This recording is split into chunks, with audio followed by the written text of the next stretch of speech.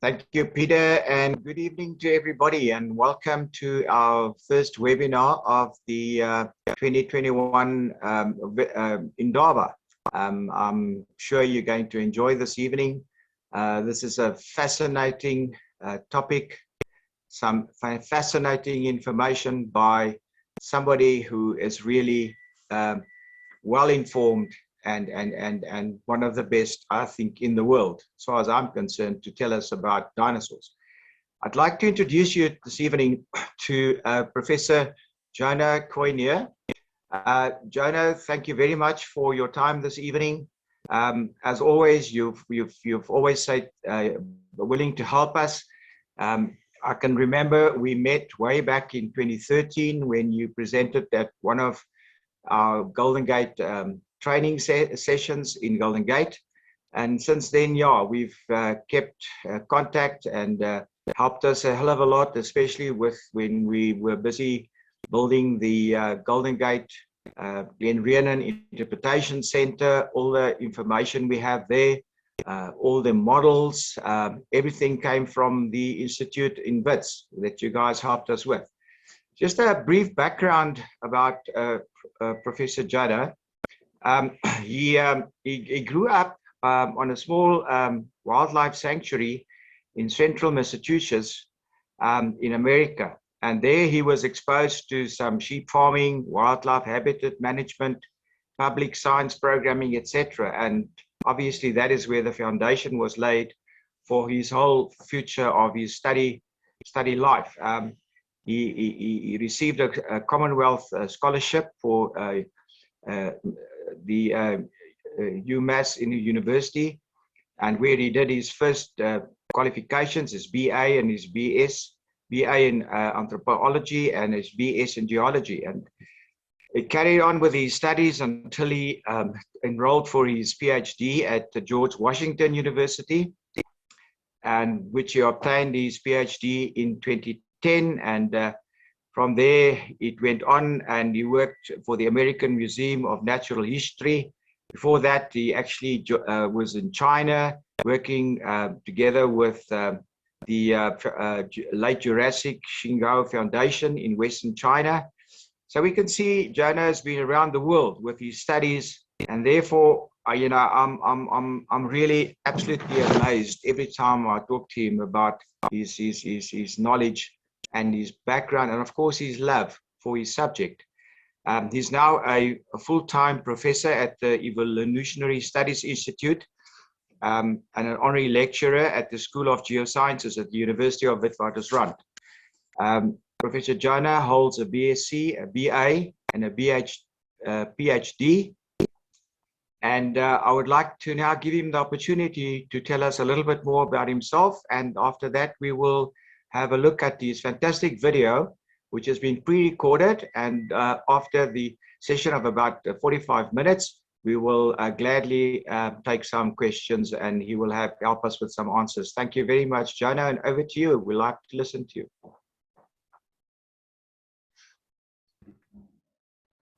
Thanks, Des, and thank you for that introduction. And welcome everyone to the Indaba. I'm just so disappointed that I couldn't join you guys in person and take you on a tour of Golden Gate, but let's hope that happens someday soon.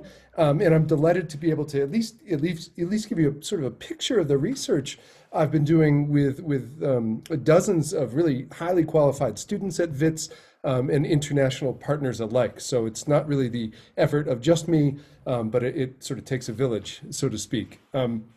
As Des said, I'm from the US, but I moved to South Africa almost 10 years ago now.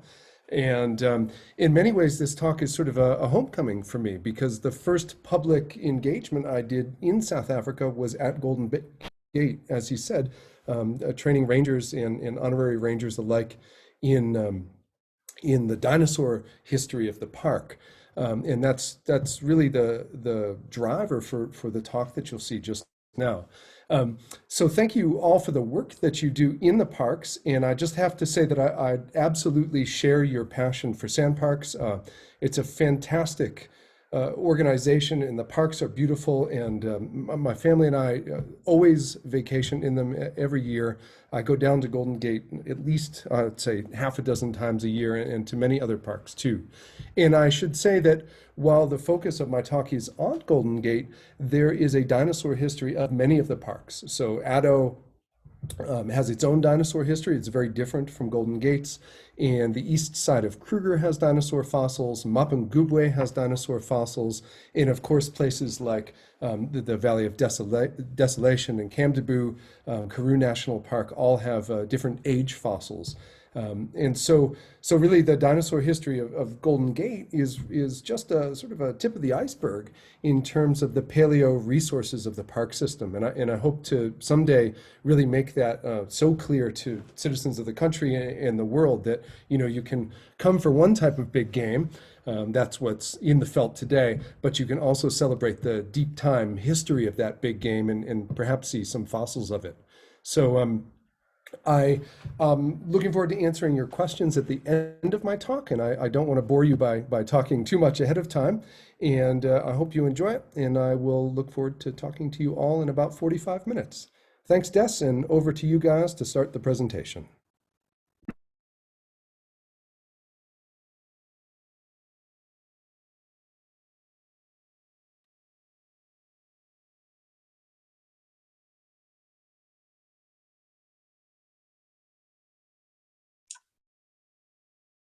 Are you seeing the screen, Des? Yes, thank you. Just go on to full screen. National Park in the Free State Province of South Africa is renowned for its rugged sandstone cliffs and soaring basalt mountains. Where we now walk among these landforms, so too did our ancestors walk, and across vast swaths of time dinosaurs once roamed. Those dinosaurs lived in a landscape alien to us, but whose inhabitants might have been surprisingly familiar. They were, after all, the predecessors of all things living on Earth today.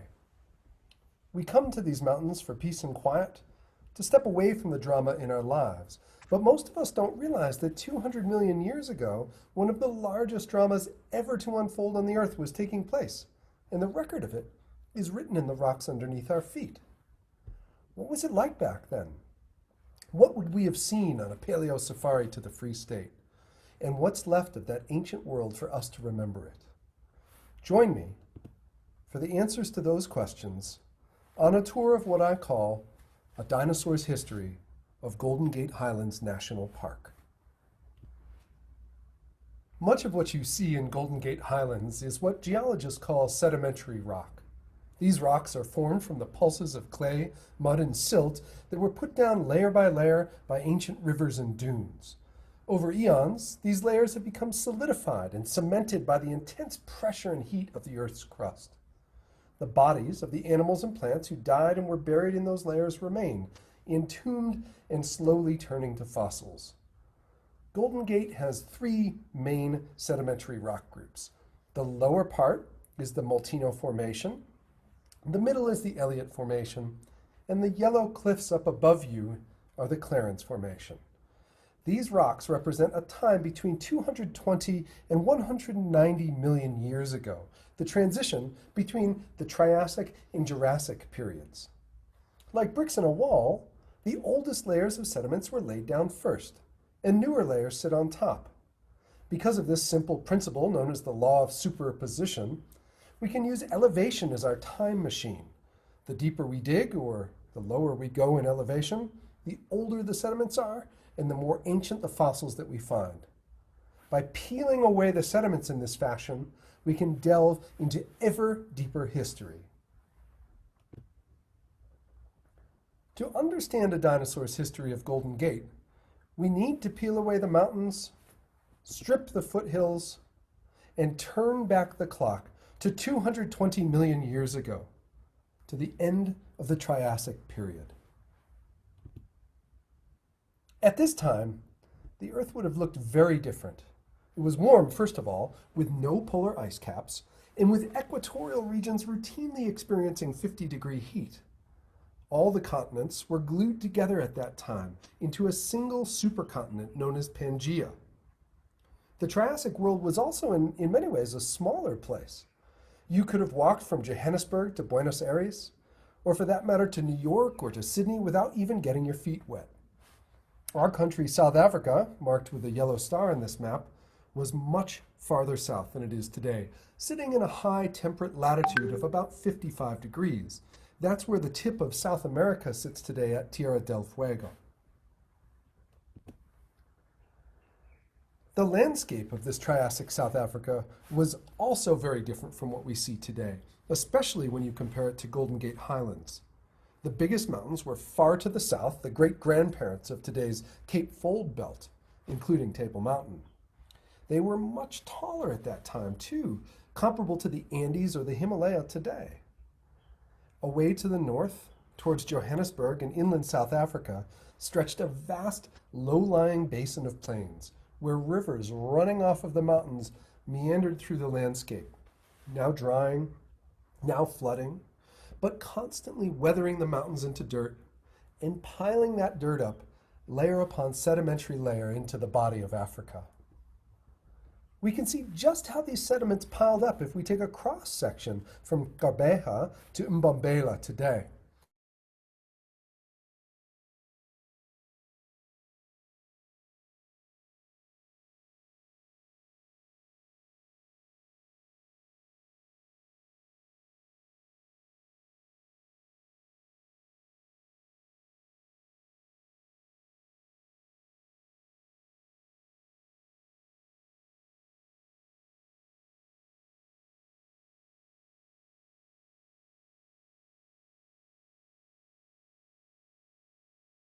Begins in some of the oldest rocks in the park, deep in the valleys at the bottom of streams. Geologists formally call this layer the Molteno Formation because they first described it near the town in the Eastern Cape of the same name. It's also the home of Uma rusks. The sediments of the Molteno Formation today appear as coarse sandstone layers, which tumble out of the low hills like giant, irregular tiles, dotting the lowest fields in the Clarence area. That pattern of weathering is so distinctive that my former boss, the famous Prof. Bruce Rubidge, calls it the Folly Downy Sandstone. Their coarse structure, meaning the large grain sizes of the sand that comprises the Molteno rocks, tells geologists that these layers were deposited by massive, braided rivers with rapidly flowing water that was capable of moving immense quantities of sand weathered from the mountains far away. Today, you can find just such an environment in the Resurrection River of Alaska's Kenai Peninsula. Near to these rivers, the vegetation was lush and dense. Cathedral forests of gigantic conifers established themselves in the slightly upland areas. Few descendants of these trees remain in the world today, but you can still see them in the Araucaria forests of Brazil and southern Argentina. Next to the rivers, marshy areas would have been covered by banks of horsetails and extinct ferns. An amble along today's Free State streams will certainly bring you into contact with the few living horsetail species, remnants of that time. These plants are tamed down versions of their Triassic ancestors.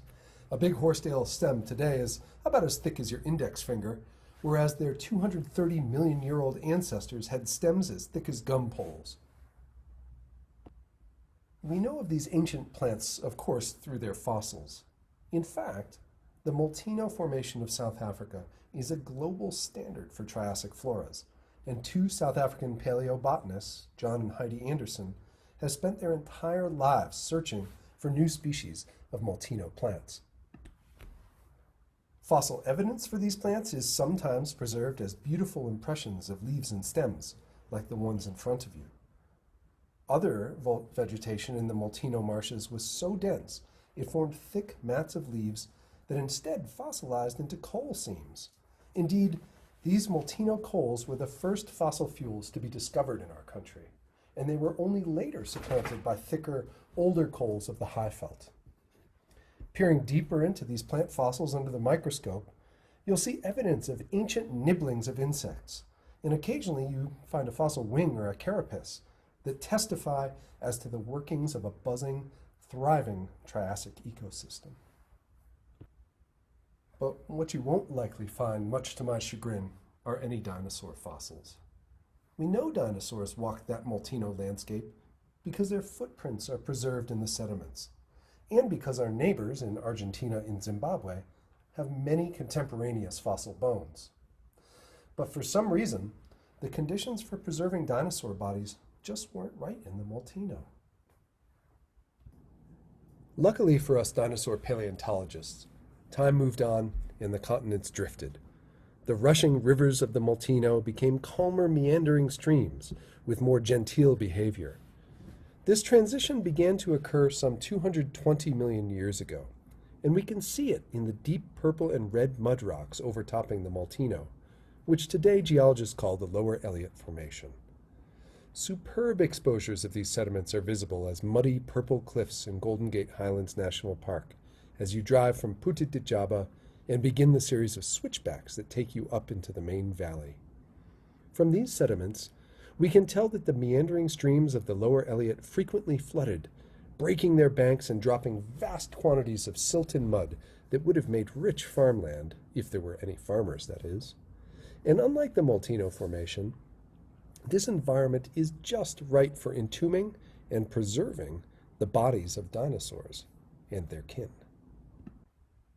Here we need to pause for a moment and consider what we think we know about the age of dinosaurs. The Jurassic Park franchise and classic museums of the Northern Hemisphere will give you the impression that the Mesozoic was just wall-to-wall dinosaurs as far as the eye could see. And in some time periods, like the late Cretaceous of North America, that might have been true.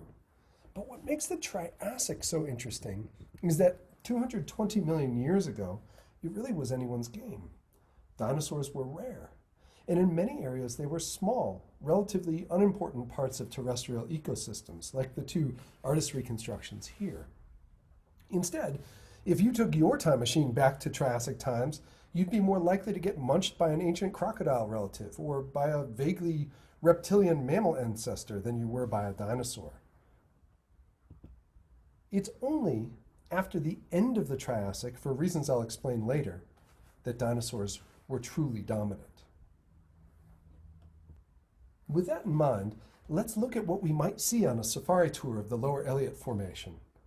Among herbivores, we'd likely encounter the pig-like dicynodonts, relatives of today's mammals that had two prominent tusks and turtle-like beaks. Dicynodonts were sort of the impala of the Lower Elliot, if impala were fat, nasty, and big-headed.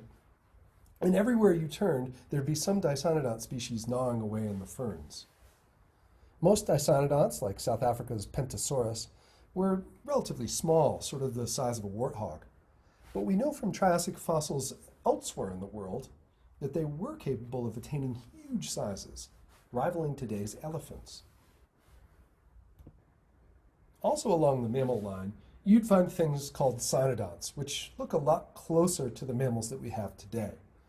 A good example of a cynodont is this thing, Scalenodontoides, which was a lion-sized omnivore that might have dug for roots and other sturdy vegetation using its protruding tusks. Of course, we think it might have been an herbivore because it also has a gigantic canine, which I show you at the upper right, which was serrated and is sort of the size of a dagger.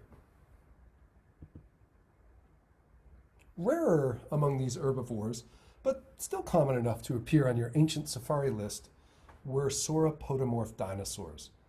These are creatures like Melanorosaurus, pictured here, and they're early relatives of famous dinosaurs like Brontosaurus, which of course stood on all fours on pillar-like legs with its tiny head and long neck and whiplash tail.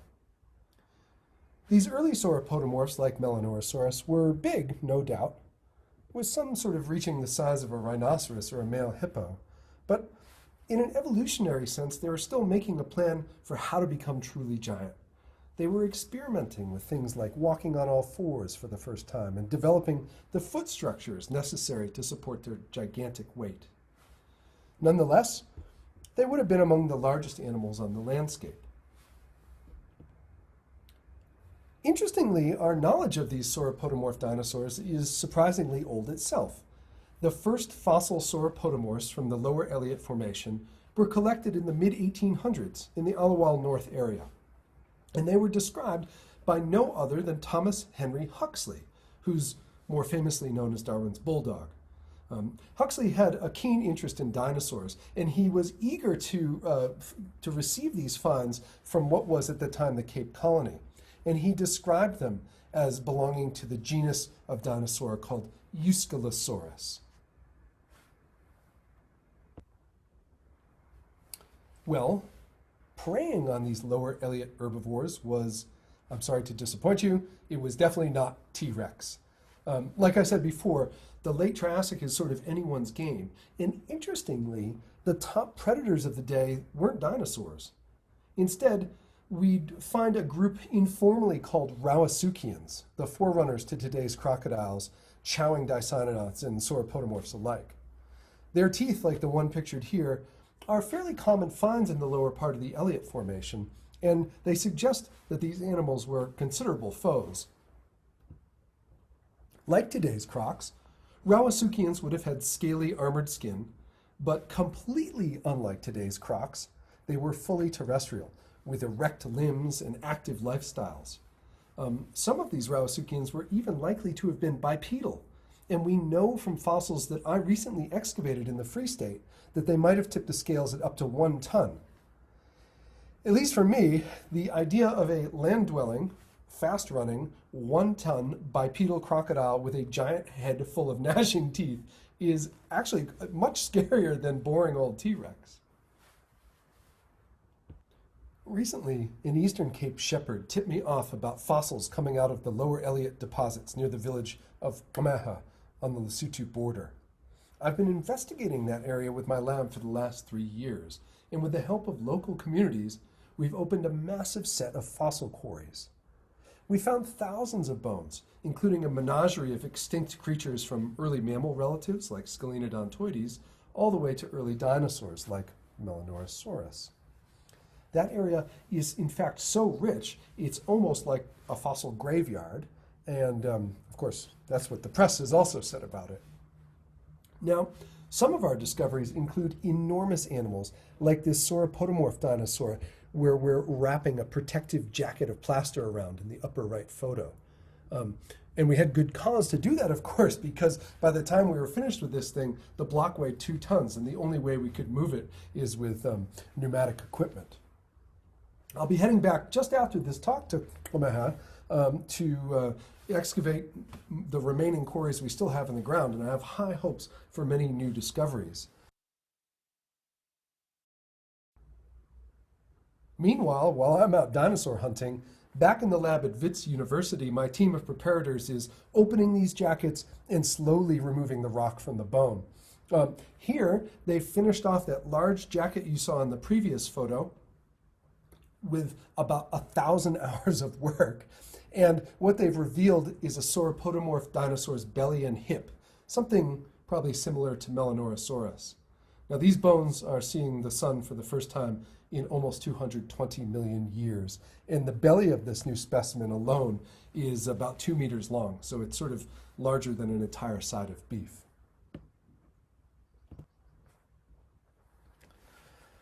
But alas, all good things must come to an end. As we reach the top of the lower Elliot Formation and the end of the Triassic in our geological time machine, we begin to see signs that all's not well. Elsewhere on Earth, starting about 200 million years ago, the continents formerly known as Pangaea begin a long and incredibly messy divorce.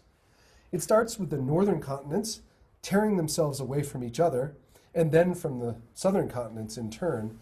And these are the first steps in the formation of what we call today the Atlantic Ocean. You can see them on this image of the late Triassic globe marked in red, which are the Central Atlantic Magmatic Province basalts. These things were a vast amount of lava that poured out from the jagged tears in the Earth's crust, forming thick basaltic caps which blanket the east coast of the US, as you can see, northeastern South America, and northern Africa. Those persist today, in fact, and if you look west across the Hudson River from New York City, or if you go to Morocco and see the high Atlas Mountains, you're looking at the remnants of the initial breakup and opening of the Atlantic Ocean. The vast amount of CO2, methane, and other greenhouse gases released by all these lavas coupled with changes in the ocean's geochemistry, in circulation patterns, of course, as well as a shift in latitude as Africa continues its northward migration, lead to what is known as the End-Triassic extinction event. Mass extinctions are common events in Earth's history, actually, as you might know, since we're causing one right now. But the End-Triassic extinction at the top of the lower Elliott Formation is really one of the worst. It's what paleontologists call one of the big 5 mass extinctions. And during that event, more than 70% of life on Earth is just wiped out forever. And sadly, that includes those impala-like dicynodonts and our better than T-Rex Rawasuchians and all their close kin. And you can see the effects of this just in sort of the reptile neighborhood if you look at this tree, where the Triassic is on the left in pink and the Jurassic is on the lower right in green. And you can see that all these wild, wonderful forms of the Triassic, things like rhynchosaurs and phytosaurs and Rawasuchians, they just don't make it into the Jurassic. But what persists through that boundary are the dinosaurs, and luckily for us, snakes and crocodiles, as I'll tell you about later. Now we know these extinctions happen because suddenly, as we're coming up through the sediments, fossils of those extinct creatures simply disappear. We don't find them anymore. The End-Triassic extinction in the Elliott Formation corresponds with a shift in climate towards more arid conditions. And we can see this in the rocks, which become much more brick red with thinner sandstone lenses and signs of mud cracks, drying out horizons, and soil loss due to wind erosion. We call this younger post-extinction part of the Elliott Formation the Upper Elliott, and it's most of what you see at eye level as you drive through the upper sections of the park along the main road. In terms of a landscape, the Upper Elliott would have looked much more like scenes you're familiar with in South Africa today, especially if you've been to the Limpopo in the dry season like this image here. Importantly, the Upper Elliott marks the beginning of the Jurassic period, some 199 million years ago, and it heralds the dawn of the real age of the dinosaurs.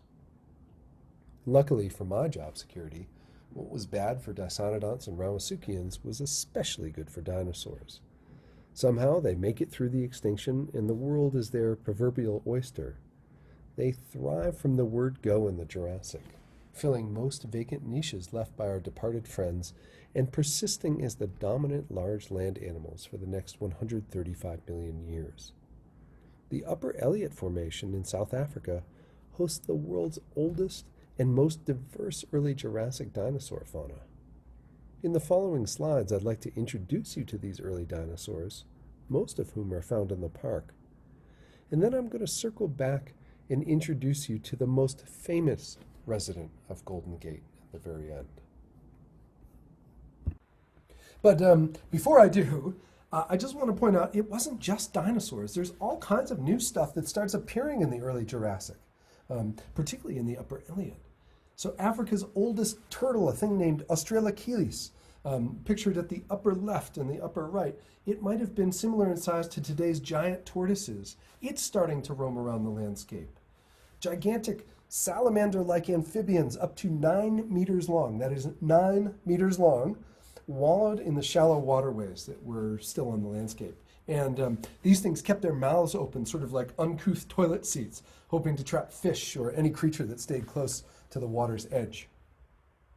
We also see in the Elliott the first true mammals appearing. They look a bit like shrews or small mice.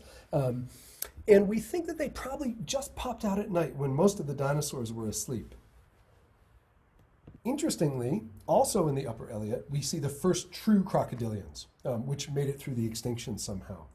And just like Rawasuchians once, they were totally different from today's crocs. They were terrestrial, they were fast-running, and they were small, just a kilogram or two. They're sort of like the crocodilian equivalent of a yapper dog. And they're typified by species like Protosuchus and Orthosuchus, which I've pictured here. Lately, I've been working on figuring out their anatomy using CT scans with my former student Kathleen Dolman. And that is the origin of this skull on the upper left, which has been divided into individual bones. But the lower picture is the body armor of a species named Orthosuchus, and it's from a specimen found at the Glen Rhiannon rest camp, just on the side of the road near the filling station. Well, back to dinosaurs. All right, so among the herbivorous dinosaurs, we first see sauropodomorphs once again, which somehow go right through that mass extinction event completely unscathed. Some scientists think this is due to their efficient metabolism. Others think it's sort of a luck of the draw. But regardless, sauropodomorphs never look back. And many of the new species that appear are sort of kudu-sized animals, like Ardonyx, which is about 750 kgs. But a few years ago, me and my team finally completed digging out a huge skeleton from just outside of the park boundary on the Foriesberg Road. That sauropodomorph ended up being a 12-ton giant, a quadruped known as Ladumahadi mafube, the giant thunderclap at dawn. And it evolved within just a couple million years of this mass extinction. So obviously, sauropodomorphs are cranking through that extinction, and they're thriving in its wake.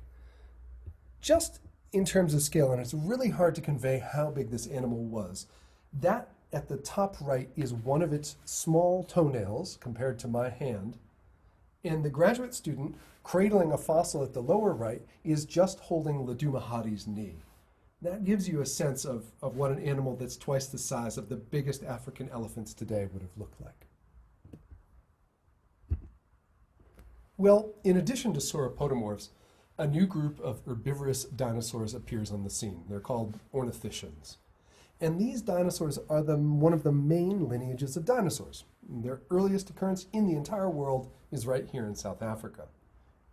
Of these ornithischians, Heterodontosaurus was sort of a goose-sized omnivore, and you can see in the upper left that its skull had grinding teeth in the back and sharp canines in the front. People often reconstruct it as sort of looking like a porcupine. It was the forerunner of things like Triceratops and duck-billed dinosaurs that you and your children probably know and love. Now, we've been making fascinating discoveries in my lab about this lineage of herbivores with the help of high-powered X-rays at the European Synchrotron Radiation Facility, pictured here in the Alps of France. With the high-powered X-rays that unit produces, we can peer through slabs of rock to image fragile fossils within. And so, if you'll indulge me a short video on the outcome of that study, you'll see here that first we were able to assemble the slabs of rock the fossil was excavated in digitally, and once those were together, we could then virtually remove the rock from the bones, which shows the full skeleton of Heterodontosaurus now exactly as how it died 199 million years ago.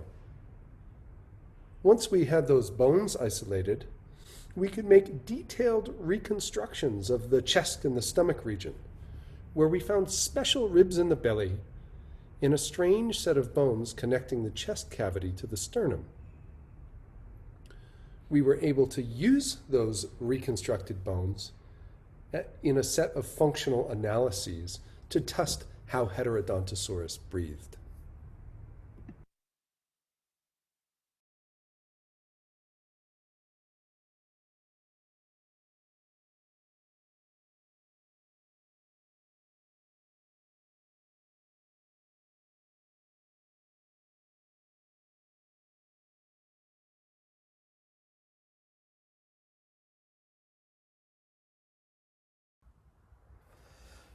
From the new parts of the anatomy we discovered in that process, we were able to show that Heterodontosaurus had a strange type of half reptile, half mammal breathing.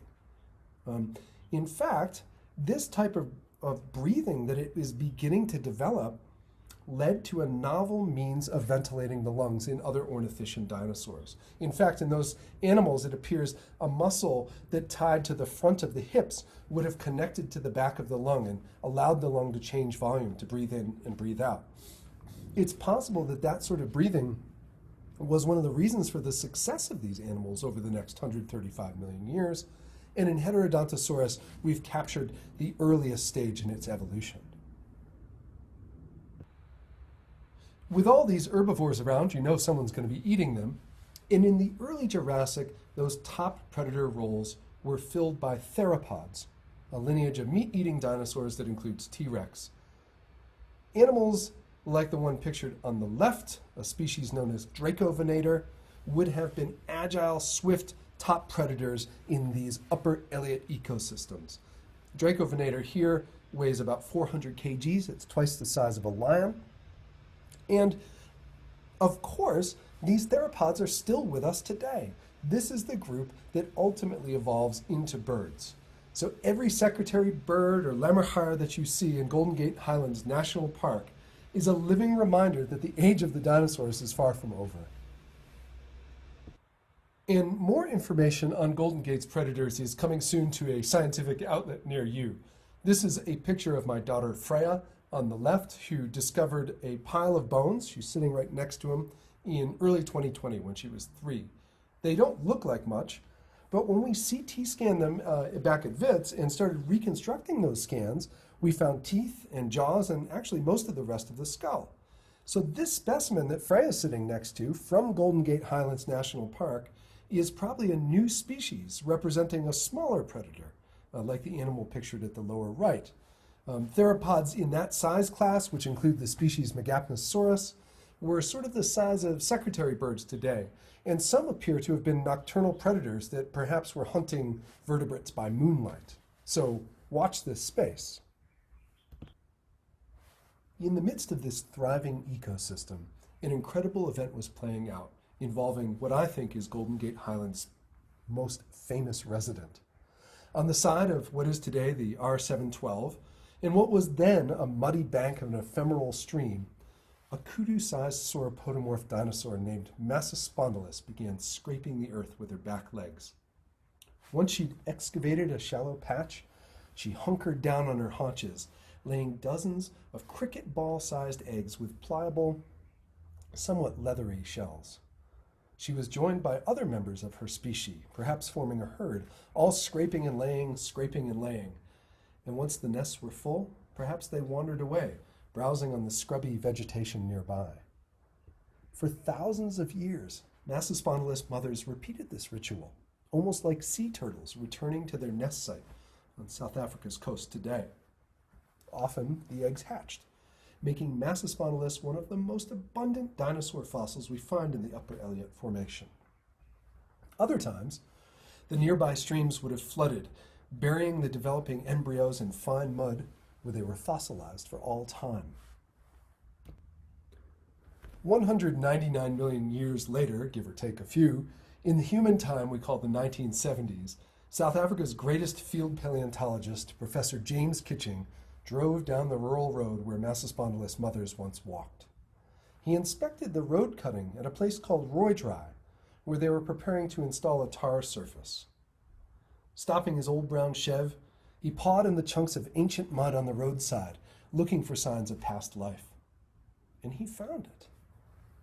A fist-sized chunk of rock with 6 round, white pieces of fossil sticking out. Kitching immediately recognized these as eggs, and he could see tiny bits of embryonic bone lying below the eggshell surface. He brought them back to the University of the Witwatersrand, where in the early 2000s, an international team identified the embryos as belonging to Massospondylus, bringing our story full circle. That team went on to do subsequent excavations at Roydry, and they found more than a dozen additional nests, some with up to 30 eggs lying in a circular arrangement, and altogether documenting this communal laying grounds.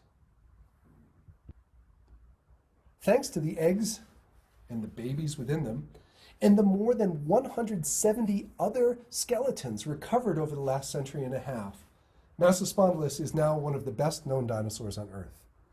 We knew how they grew, we know how they learned to walk, and soon we'll even know what they ate and whether or not that changed as they grew up. The Massospondylus discoveries at Golden Gate Highlands are a key to that knowledge, and they've played a critical role in breathing life into old bones. A great example of this is a project I recently completed with my PhD student, now Dr. Kimmy Chappell, where we brought the eggs on a road trip to, guess where? that particle accelerator in Grenoble, France, at the European Synchrotron Radiation Facility. There, we imaged the embryonic bones and digitally removed the skeletons from their entombing rock. And with that approach, we were able for the first time to build a 3D model of what the skull of a baby Massospondylus would have looked like, just hatched from its shell in the Jurassic period. And that's what you can see at the upper left. Well, millions of years after Massospondylus mothers had their communal nest site, the climate of southern Africa kept changing as it migrated towards its current position. By about 190 million years ago, the rains just stopped coming, and many of the animals moved on. What was an arid floodplain in the upper Elliot became a desert, like today's Namib, with giant dunes blowing across the landscape. These dunes became fossilized too, forming the thick layers of sand that today constitute the Clarence Formation.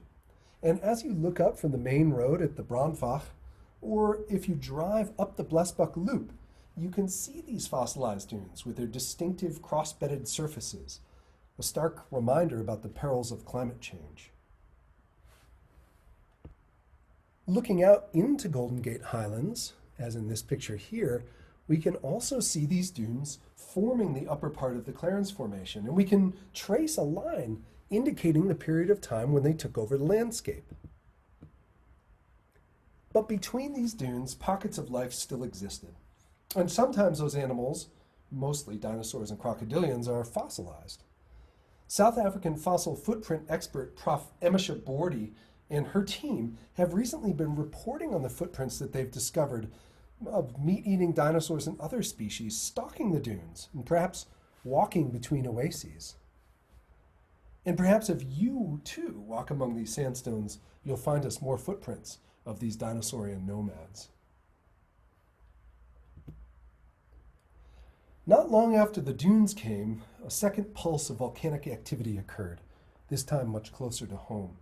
Now it was sort of the southern continent's turn to cleave themselves from one another, and a new wave of lava poured forth on the Earth's crust, topping the dunes of the Clarence, and below it, of course, the Elliot and the Molteno formations. This is a map of the early Jurassic world, about 185 million years ago, and marked in red, you can see these spots just at the southern tip of Africa, South America, and Antarctica.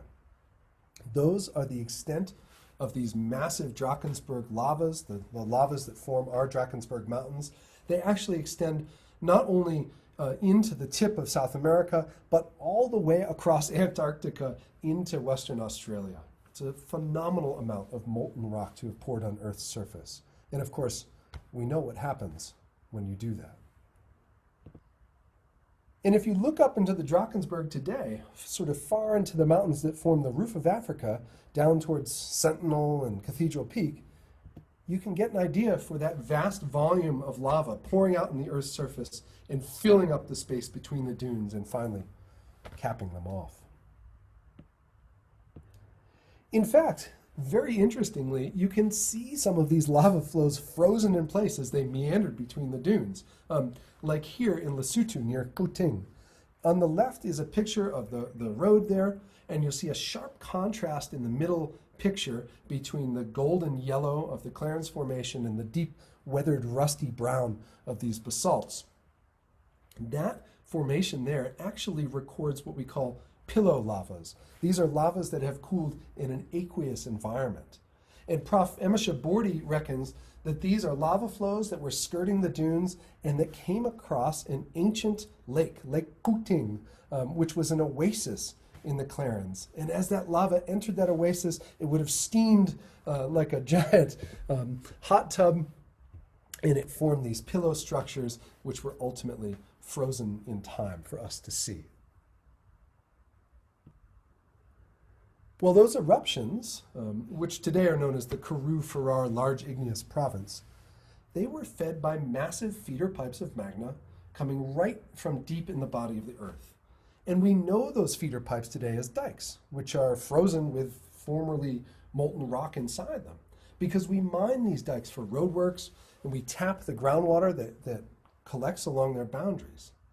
And interestingly, if you go to Roy Dry, here pictured on the left, to that little dinosaur nest site, you'll see two such dikes crossing above where the eggs were found, sort of forming a near miraculous little roof of cooled magma over Massospondylus babies, capping their graves and ending the dinosaurs' history of Golden Gate Highlands National Park. But luckily, these dikes have preserved that site for all time, and it's paved the way for a transition to the people's history of the park. And that incredible story, the whole dinosaur story, right up to our people's ancestors and the most recent residents of the park, is being told today at the Kodomo Domo Dinosaur Interpretive Center, which is being built just on the edge of the campsite near Glen Rhiannon. The museum itself celebrates the story of Massospondylus mothers and the discovery and research on their eggs, as well as the deep history of the ecosystem of southern Africa. The building is near completion. You can see it disappears into the landscape with a green roof and a sort of an organic design allowing views of the geology. And of course, inside the center will be a display of Elliot Formation fossils, reconstructions of dinosaurs, and a celebration of the historic communities of Golden Gate, the Basotho people who integrated dinosaurs into their legends of Kodomo Domo, the dinosaur that ate up entire villages. So let's review our dinosaurs' history of Golden Gate. We learned that the landscape is a time machine, with the oldest layers of rock at the bottom and the youngest at the top. The Molteno Formation, at the bottom of the rivers and the streams around Golden Gate Highlands, is the oldest rocks we have, and it records a wet, humid landscape with braided streams. Over time, the Molteno gives way to a slightly drier landscape with big meandering rivers in the lower Elliot. But the rifting of the Atlantic Ocean and the ever-shifting continents changed this landscape into something like the arid Limpopo Valley today by the time we reach Upper Elliot times. Finally, this ecosystem is drowned twice, first in a sea of sand from the Clarence Dunes, and second in a sea of fire from the Drakensberg lavas. We've also learned that the ever-changing Earth causes big shifts in animal communities. Sadly, changes in the climate force up to 70% of species to go extinct at the end of the Triassic, about 200 million years ago. The fossil record of Golden Gate Highlands National Park preserves this biotic crisis, and it stands as a stark reminder of the fragility of life on Earth. But it also serves as a hopeful message. That is, when things settle back down, life will come roaring back with renewed vigor.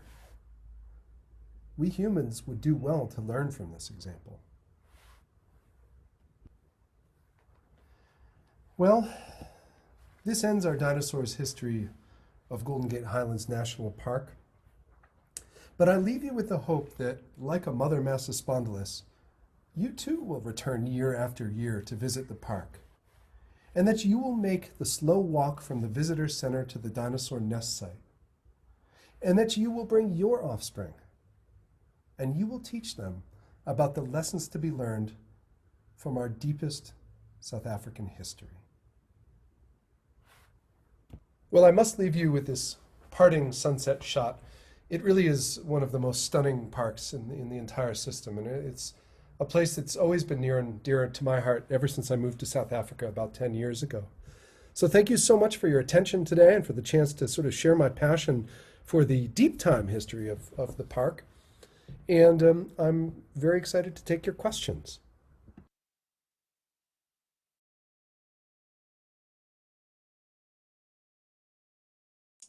Over to you, Des. Thank you. Yes, thank you very much, Jono. This was unbelievable. Yeah, and I thought I knew enough about what you've always been telling us, and tonight we've just learned so much more. Thank you very much. Let's see some questions. I see there's one. I'm going to get quickly. It's not a question, just a comment. This is one of the best presentations I've heard for a long time. This has for sure sparked my childhood interest in dinos. Well done. to all involved. Thank you very much from Gadget Right. I've got a question. Maybe we're probably going to get some more questions. Yeah, I see this for myself. If you look at the egg of the Massospondylus size, the little baby coming out there, and the estimated huge size, how long did it, do you think, does your research show, how long did it actually take from hatching to become an adult? Do you have an idea? Yeah, Des, we do actually. It's a really good question. One of the ways you can tell this is you kind of cut a dinosaur's bone like a tree, stump, and you count the rings in that bone, and that tells you how many seasons of growth it had. It's not exactly as simple as that, but it's pretty close. Hello, and when you do that, the oldest Massospondylus we know of is about 11, somewhere between 11 and 14 years old. And so we know that they attained that sort of kudu size as relatively slow growth over that 11 to 14 years. And they were still, even the oldest ones we have, they're still actively growing when they died. Daddy? Yes. Are you still doing your talk? Yes, I am. And you must get ready for bed. Can I watch one? You go talk to your mother about this. Okay, I can watch one side. Thank you. Yeah, very interesting. And in my reading, I also somewhere read that they suspect that it wasn't just Massospondylus that actually hatched in that site. Have you found some other species eggs in the site as well, or around that site, close to it? There's actually a number of nest sites that are in the rocks around the park, including on the backside of the park where people seldom travel. And some of those eggs are different in shape and size to the ones that have been found at Roydride itself. Unfortunately, they don't have embryos in them, so it's hard to tell what species they're from. And this is one of the projects that the student who did that initial work doing the embryo skull anatomy, her name is Kimmy. Kimmy's coming back to South Africa from the US next year, and she'll be pursuing that question. So I think, it's another one of these watch this space, and you'll probably find out something quite interesting soon. Can I answer Marty's question as well here? I just see in the Q&A forum. Yeah, sure. If you can read the answers, the questions, go for it. There's one from Marty. Go for it. Yeah. Sorry, Jonah, before you answer that, I've got somebody who wants to physically ask you a question. So I'm just going to give him the mic. Stuart?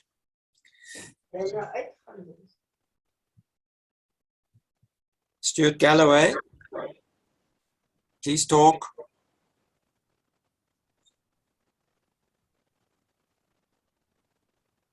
No, Stuart, you're muted. Stuart, you're muted. Muted if you're there. Just unmute, please, Stuart.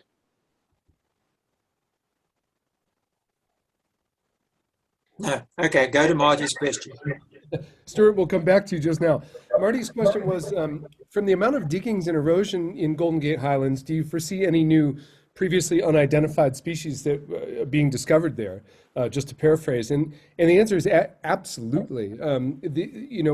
We've got the tip of the iceberg, really, and what we often find as I've been working in South Africa over the last 9 years is that even places that we've looked at for 150 years, you go back on the right day after a good storm or something like that, and something new can just pop out at you. So I would not only say I foresee them, I 100% predict that we will find new, previously unidentified stuff at Golden Gate as our work progresses. Okay, and, there's one from Lindsay Taylor. You can go for it, read it and go for it. Thanks. Spike and Lindsay asked, what we understood from the presentation was that mammals and dinosaurs existed at the same time before the end of the Triassic extinction. Can you clarify? And in fact, you guys are absolutely right. The earliest mammals we know on Earth appeared just at the end of the Triassic. And they evolved from things that are very mammal-like. In fact, if you saw them today on the landscape, you'd think, hey, that's a funny looking mammal. It doesn't seem to have hair, but it looks an awful lot like a mammal. So these mammal-like reptiles, which are called cynodonts, they're walking under the feet of dinosaurs.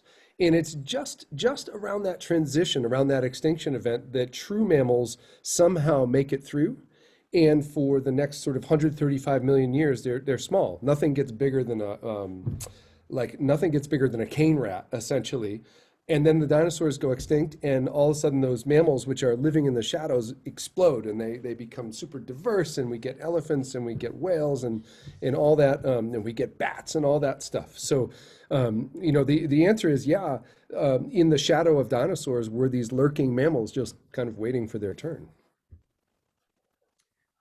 Right, Jonah, I have a question. I don't know if my memory is serving me correct or not, but when I did the Golden Gate course, I seem to remember somebody telling us that the initial eggs that were found there took over a year to actually clear the rock away and find out what was in there. And now you've got these marvelous machines that obviously you don't have them all the time, but show you the things quite easily.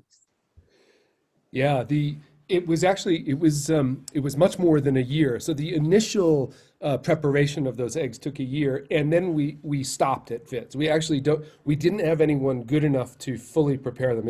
And you're talking, this is like brain surgeon stuff, So it was only in the early 2000s that those eggs were sent to a woman named Diane Fox, and she's the best. She's widely known as one of the best preparators in the world. And she actually didn't use the usual sort of micro jackhammers or anything. She literally sat there with a pin and a needle under a microscope, peeling back bits of eggshell. So yeah, now I wouldn't do that. I would go straight to this synchrotron. It's like a particle accelerator. And every time I go, I think I'm the dumbest person at this entire institution. It's run by physics nerds and engineers and stuff. And then we do these scans. And the thing is, it sounds like it's really quick, but the process of getting there and getting the permitting and doing the scanning and digitally reconstructing it takes almost as long as the manual preparation. What I showed you there, that one skull, is something like 400 or 500 hours of work digitally. And quite a lot of rand. Those experiments aren't cheap. So we always think, hey, everything new is great, but actually, it's a supplement. It's not a replacement for those time-honored techniques. Right. There's a couple of other questions popped up for you. Can I answer John Butta's question first? Please go ahead. Okay. So John asked, are there any fossil finds in South Africa approximating those creatures we came to know and love as sort of more popular or well-known, like Triceratops? So John, a lot of those animals are from the end of the Cretaceous period. They're like right before the dinosaurs go extinct, and they include Des's background here: T-Rex, Triceratops, those giant sauropod dinosaurs that weigh 80 tons. And the answer to the question is we don't have anything from that particular time period, but if you go to the area around Addo, there are enormous sauropod dinosaur bones recovered with things that have like a thigh bone that's almost 2 meters long. And so those are kind of those textbook Hollywood Jurassic Park dinosaurs, and they're still sort of being discovered. We're still finding their skeletons. I think one of them, if you go to the old, I don't even know if Bay World is open anymore in PE, but if you go to Bay World, there's a reconstruction of one of these things called Algoasaurus. And it's towering, its neck arches and then it reaches down to kind of look you in the eye. So we do have some of those fossil finds. It's just that we don't really preserve that last bit of the age of the dinosaurs. And that's why everyone thinks, hey, dinosaurs, you got to go to the Western US, or you got to go to China. And they don't know about, our ones. Can I keep going, Des? Is it fine? Please go. You are. It saves time. Richard, Yeah, round, sure. next one. Yeah, Richard asked, do you believe that the dinosaurs were so small due to less food sources, and as the food sources became more available, they grew? And that may initially be true, in fact. So imagine the world's undergone a mass extinction. We've wiped out 75% of species, including, a heck of a lot of plants. And all of a sudden you've got to find your way in this like post-apocalyptic post-apocalyptic landscape. So yeah, it's possible that at least initially dinosaurs are small because it's hard to get food. What we know is that they become giant fast. I mean, Ledumahati is like a couple million years after that extinction, and it's 12 tons. You know, it's bigger than any land animal alive today. So ecosystems recover quite quickly in terms of productivity, if they're productive enough to offer food to a 12-ton animal. And at least in dinosaurs, what we see is many dinosaur groups independently become giant. And this happens again and again and again. And it actually might be something intrinsic about dinosaurs, like they have the right physiology or they have the right growth patterns or something they inherit from their common ancestor that enables them to repeatedly become giants. Christine asked, do we only find traces of dinosaurs in the Jurassic period in the Drakensberg and Mludi Mountains in the Free State? If so, were dinosaurs isolated in these areas and not widespread? And Christine, thank you. That's the question I've been waiting for all night. So the answer is no. And the answer is you can go into Namibia. And I've recently been working all across Zimbabwe, right from sort of Mapungubwe, Beitbridge area through to Nyamatlovu, and then up the Zambezi Valley, and then all the way over to Mozambique. And there are dinosaurs the whole way. So we don't know what time period those dinosaurs lived in exactly. We're trying to figure out if it's Triassic or Jurassic. But in southern Africa, you would have been looking at a landscape where it's just wall-to-wall dinosaurs. And of course, things change. You know, if you go to Addo, you see different animals. You see some of the same animals and many different animals as you would if you went to northern, Manipools or something like that. So there is some sort of change in these dinosaurs across the ancient latitudes. And, you know, that's just one of the big things we're trying to work on in my lab. And I just need like 5 more of me and 1,000 grad students and 1 million preparators in my lab downstairs, and I can tell you the answer. Elise asks, have you been able to collect or find DNA from these fossils? And the answer is probably not. DNA seems to preserve, at least in an altered form, in some of the Cretaceous fossils, some of the Western North America things. And it appears that it's just the chemical's it's not capable of withstanding much longer than that. But what we do find is that some of the original calcium that was deposited in the bones and in the teeth of these dinosaurs, some of that original calcium is still there. And I have a student, Priyanka, who's working in geosciences, and what she's been able to do is look at the isotopes in teeth, which reflect the diet of when the animal was alive, and the isotope ratios are still true. And we can use the isotopes, so we can sort of look at different ratios of types of calcium. We can use those isotopes to reconstruct the trophic levels in the ecosystem. That is, we can say, this was a carnivore, that was an herbivore, this was an omnivore, this thing might have preyed on that species, this animal changed its food as it grew up. And that's what I kind of hinted at with Massospondylus. So not DNA, but we still have some biomolecules preserved. Hey, one more question from Louis, please, Jono. Yeah, Louis asked, is there a link between the fossils found in Golden Gate and Mapungubwe? And we think so. That's quite a good question. It's something that's sort of an active area of research. So Mapungubwe appears to be preserving just that tiny, tiny little bit before the clearance comes on. It's like the last gasp of the ecosystem before the dunes sweep over everything.